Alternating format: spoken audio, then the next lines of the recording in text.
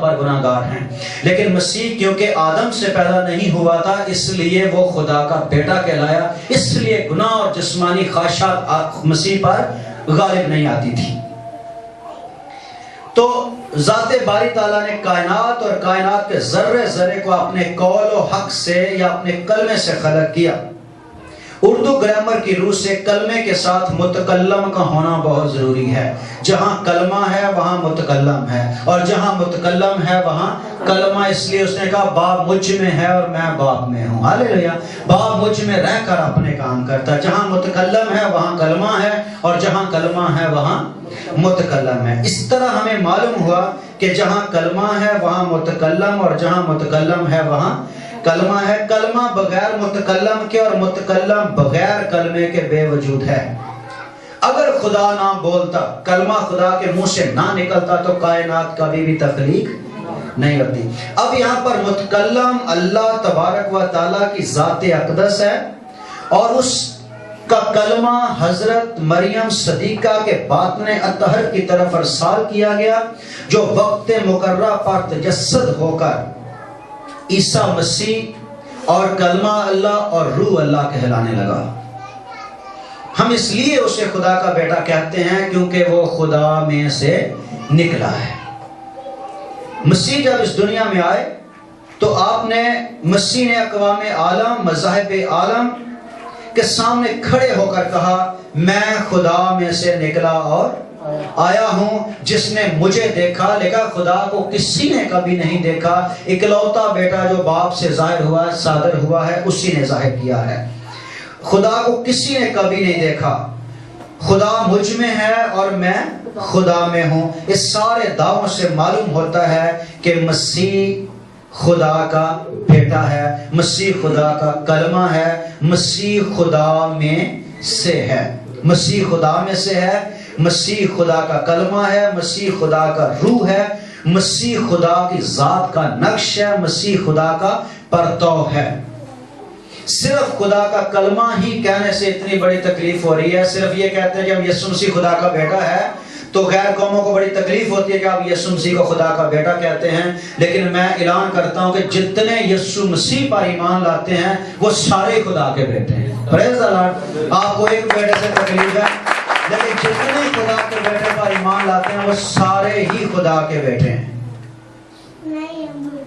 مشکل ہے؟ نہیں نا مشکل؟ بس اگر کوئی اس کو تکلیف ہے تو یسوع مسیح پر ایمان لائے تو وہ بھی خدا کا بیٹا بن سکتا ہے۔ اگر کوئی خدا کا بیٹا بننا چاہے تو اس کے لیے بڑا آسان کام ہے، وہ بھی خدا کا بیٹا بن سکتا ہے، لیکن اس کے لیے ضروری کیا ہے کہ وہ خدا کے بیٹے کو خدا کا بیٹا مانے۔ لیکن اگر وہ اس بات پر ایگری نہیں ہے کہ یسوع مسیح خدا کا بیٹا تو کبھی بھی نجات نہیں پا سکتا۔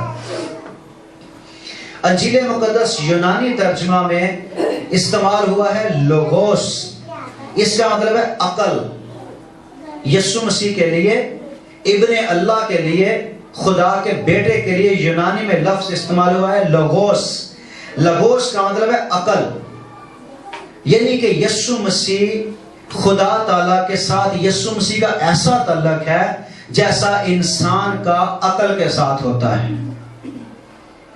یعنی کہ بائبل کے مطابق، اس حوالے کے مطابق یہ ہے کہ یسوع مسیح خدا کی عقل ہے، یعنی خدا نے جو کچھ بھی خلق کیا ہے یسوع مسیح کی بدولت کیا ہے۔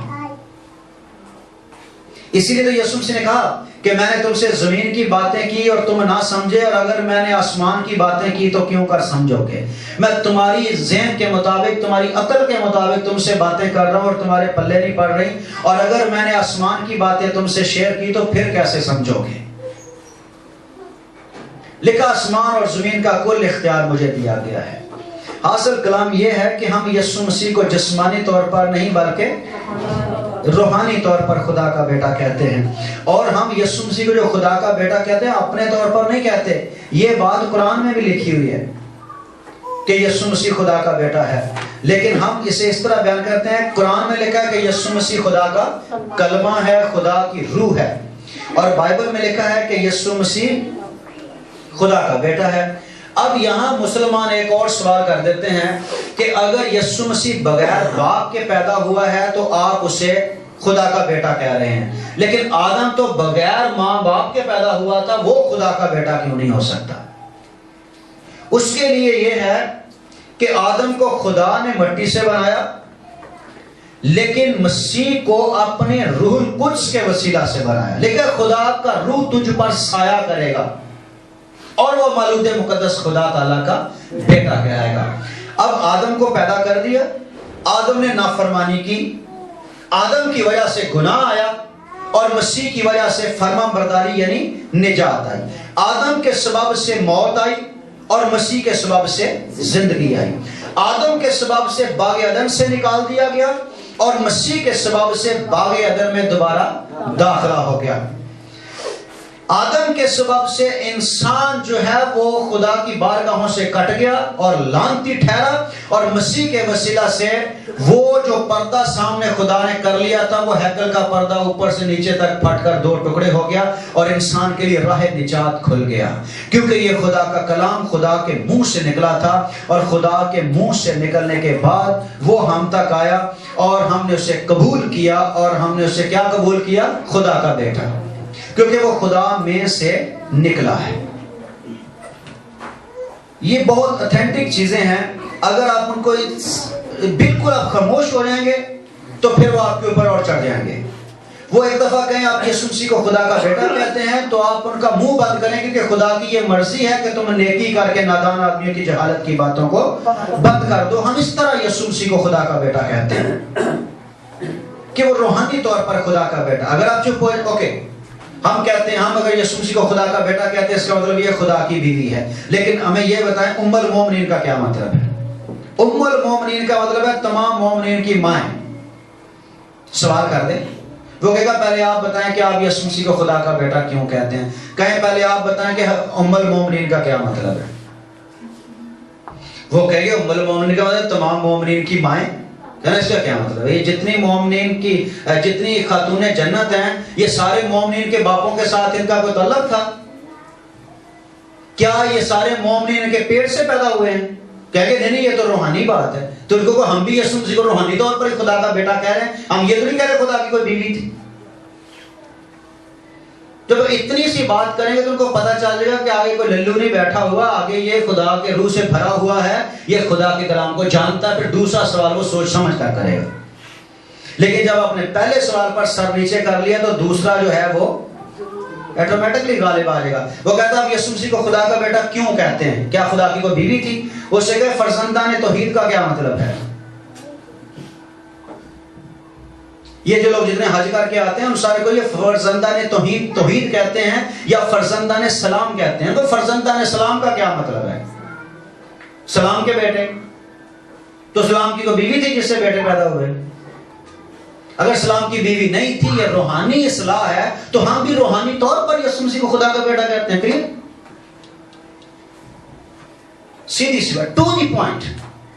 ہمیں اتنی بڑی اسٹڈی نہیں چاہیے کہ ایک پیج سے لے کر آخری پیج پر ہر کوئی ہمارے سامنے کھڑا ہو کے کتابیں سنے گا ہم سے۔ ٹو دی پوائنٹ، یسوع مسیح خدا کا بیٹا ہے۔ اب کیسے کہتے ہیں یسوع مسیح خدا کا بیٹا؟ آپ ان سے پوچھیں کہ ابو ہریرہ کا کیا مطلب ہے؟ کہے گا ابو ہریرہ کا مطلب بلیوں کا باپ۔ یہ کیسے بلیوں کا؟ بلیاں اس سے پیدا ہوئی تھی؟ نہیں، یہ تو روحانی طور پر، کیونکہ وہ بلیوں سے پیار کرتا ہے، کیونکہ وہ بلیوں کو پالتا تھا، کیونکہ یہ تو بلیوں کو پالتا تھا، بلیوں سے پیار کرتا، تو آپ نے اسے بلیوں کا باپ کہنا شروع کر دیا۔ تو وہ جو باپ جیسے کام کرتا تھا، ہاللیلویا، کیا وہ خدا باپ کا بیٹا نہیں ہو سکتا؟ اس نے کہا میرا یقین نہ کرو، کاموں کا یقین کرو کہ باپ مجھ میں رہ کر اپنے کام کرتا ہے۔ یہاں تو روحانی ہو جاتا ہے تو اسے ام المومنین کہا جاتا ہے، وہاں کوئی یسوع جیسے کام کر رہا تو وہ خدا کا بیٹا نہیں ہو سکتا۔ اس نے دیکھا اگر باپ کو دیکھنا تو مجھے دیکھ لو، اگر باپ کے کام کرنے کے سٹائل دیکھنے ہیں تو مجھے دیکھ لو، اگر باپ کی قدرت کو دیکھنا تو میری قدرت کو دیکھ لو۔ مجھ میں اور باپ میں کوئی فرق نہیں، میں اور باپ ایک ہی ہیں۔ کوڑیوں کو پاک صاف کرنا، مردوں کو زندہ کرنا، 4 دن کے مردہ کو زندہ کیا، آواز دی کہ باہر نکلیا۔ قرآن میں لکھا ہے جب حضرت محمد اسرائیلیوں کے پاس گئے تو انہوں نے کہا کہ میں اللہ کا نبی ہوں، اللہ نے مجھے آپ کے پاس بھیجا ہے۔ اس نے کہا اچھا، ایسے کرو تو معجزہ دکھا۔ جیسے موسیٰ نے اسرائیل کے لیے مان نازل کروایا تھا، یا مسیح نے